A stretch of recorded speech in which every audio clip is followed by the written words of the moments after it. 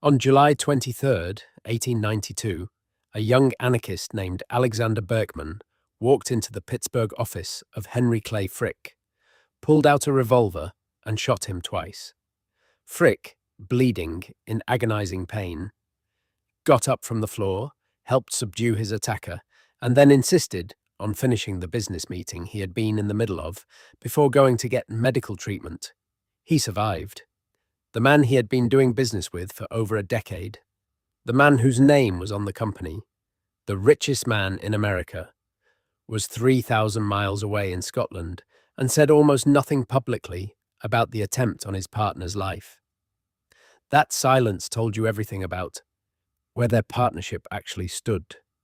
Weeks earlier, the two men who had built the largest steel empire on earth had unleashed a private army on their own workers, and the bloodshed that followed would destroy not just lives, but a friendship that had once seemed unbreakable.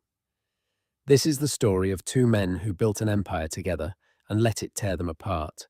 Andrew Carnegie arrived in America in 1848 as a 13-year-old Scottish immigrant with nothing. His family had fled poverty and the collapse of the handloom, weaving trade that had sustained them for generations. He started working in a Pittsburgh cotton mill for $1.20 a week. What separated Carnegie from virtually everyone else in his position was an almost obsessive belief in self-improvement, combined with a genuine talent for seeing where industries were heading before anyone else did. He worked as a telegraph messenger, then telegraph operator, then caught the attention of a Pennsylvania railroad superintendent who became his mentor. By his 20s, he was investing in railroads, oil, and iron with money he barely had, riding the post-Civil War industrial boom with uncanny timing. He became utterly convinced that steel, not iron, was the future of American industry, and he built the most efficient steel production operation in the world around that conviction. He was charming, idealistic in his public pronouncements about wealth and labor, genuinely well-read, and obsessed with his own legacy and reputation in a way that would define everything that happened later. He wanted to be remembered as a builder, a philanthropist, a friend to the working man. He also wanted, more than almost anything, to be the richest man in the world. These two desires were not always compatible, and Carnegie spent his life pretending they were. Henry Clay Frick was a different kind of man entirely, and everyone who met him knew it within minutes. Born in 1849 in rural Pennsylvania, Frick built his early fortune in coke production, the processed coal essential for steel manufacturing, with a coldness and efficiency that impressed Carnegie enormously when the two men's business interests began to intersect in the 1880s. Where Carnegie cultivated a public image of warmth and progressive thinking, Frick made no effort to be liked and didn't particularly care if he was. He was a brilliant operational manager, ruthlessly focused on costs and efficiency, and possessed of an iron will that made him exactly the kind of partner Carnegie needed to actually run the sprawling operations that Carnegie's vision had created. Carnegie brought the capital, the connections, and the public persona. Frick brought the operational genius and the willingness to make the brutal decisions that Carnegie preferred not to have his name directly attached to. In 1889, Carnegie made Frick the chairman of Carnegie Steel, effectively handing him day-to-day control of the largest steel operation in the world. It was, on paper, the perfect partnership. Each man supplied exactly what the other lacked. The America these two men were building their empire in was undergoing the most violent economic transformation in its history. The Gilded Age had produced staggering wealth concentrated in the hands of a small number of industrialists, the so-called robber barons, while the workers who actually produced that wealth in steel mills, coal mines, and railroads often labored 12-hour days, 6 or 7 days a week, for wages that barely sustained their families, in conditions that killed and maimed workers at horrifying rates. The labor movement was growing rapidly in response, with unions organizing across industries and increasingly willing to strike for better wages, shorter hours, and safer conditions. Carnegie himself had written essays, genuinely, sincerely, arguing that the working man deserved dignity and that the wealthy had a moral obligation to use their fortunes for the public good. He had even written approvingly about unions and workers' rights to organize. Whether he believed this in his bones or believed it made for good publicity was a question that 1892 would answer in the most brutal way possible. By the early 1890s, the Homestead Steelworks near Pittsburgh, the largest and most important plant in Carnegie's empire, had a union, the Amalgamated Association of Iron and Steel Workers, with a contract that was due to expire in mid-1892. Frick saw the contract negotiation as an opportunity to break the union's power at Homestead permanently. He proposed wage cuts that the union would clearly reject, effectively manufacturing the confrontation he wanted. Carnegie, who had spent years cultivating a public reputation as a friend to labor, conveniently departed for an extended vacation to his castle in Scotland, just as the situation began to escalate, a timing that has been debated by historians ever since.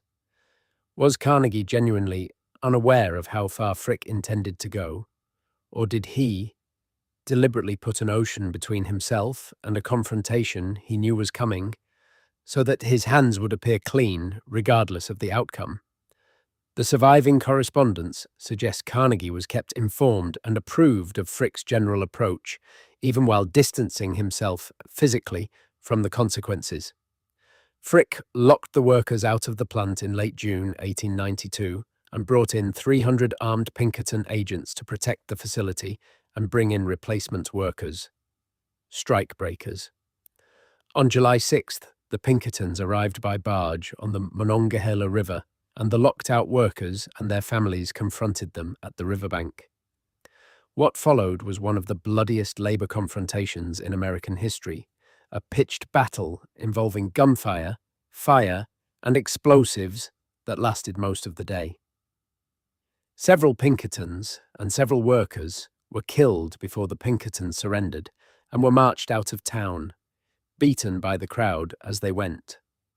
The Pennsylvania governor sent in the state militia days later to restore order and protect the plant, effectively ensuring the strike would fail.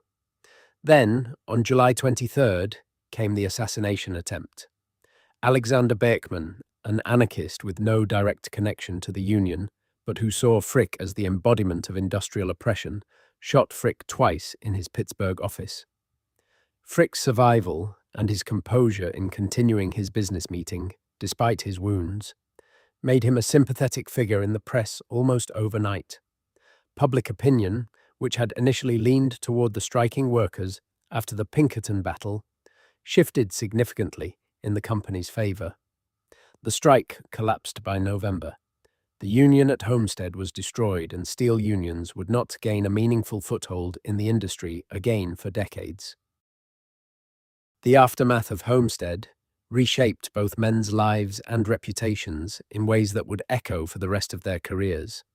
Carnegie, watching from Scotland, was devastated by the public relations damage to his carefully cultivated reputation as a progressive industrialist, and increasingly resentful that Frick had become the public face of the violence, while Carnegie's own complicity remained comparatively hidden. The relationship between the two men, already strained by years of disagreements over strategy and Frick's increasingly independent operation of the company, deteriorated steadily through the 1890s. The final break came in 1899 over a dispute regarding the valuation of Frick's stake in the company, when Carnegie attempted to force him out at a price Frick considered insultingly low. Frick fought back through the courts, threatening to expose financial details of Carnegie's operations that Carnegie desperately wanted kept private. The lawsuit was eventually settled, but the two men who had built an empire together never spoke again. When Carnegie, late in life, sent a message asking to meet with Frick to reconcile before either man died. Frick's reported response was that Frick would see Carnegie in hell, where they were both likely going. Carnegie sold his steel empire to J.P. Morgan in 1901 for the staggering sum of approximately $480 million, becoming briefly the richest man in the world, and spent the remaining 2 decades of his life on a philanthropic project of historic scale, funding libraries, universities, and peace initiatives across the English-speaking world, attempting through sheer scale of giving to rewrite how history would remember him. Frick, increasingly wealthy and increasingly isolated, spent his final years assembling one of the great private art collections in American history, which became the Frick Collection Museum in New York after his death in 1919. Carnegie died the same year. Neither man attended the other's funeral, obviously, but neither had they spoken in 2 decades regardless. What the Carnegie-Frick rivalry reveals is something uncomfortable about the gap between the stories powerful people tell about themselves and the choices they actually make when the stakes are highest. Carnegie spent his life believing, and largely succeeding in convincing the public, that he was a friend to the working man who happened to also be extraordinarily wealthy. Frick never pretended to be anything other than what he was. When the moment came that tested which version of Carnegie was real, the philanthropist or the industrialist willing to crush a strike with armed mercenaries, Carnegie chose and then sailed to Scotland so he wouldn't have to watch the consequences. Frick stayed and took the bullets, literally, for a decision they had both made. History remembers Carnegie's name on libraries across the world. It remembers Frick's name, mostly in connection with Homestead and a museum of stolen masterpieces. Perhaps that's simply how history works.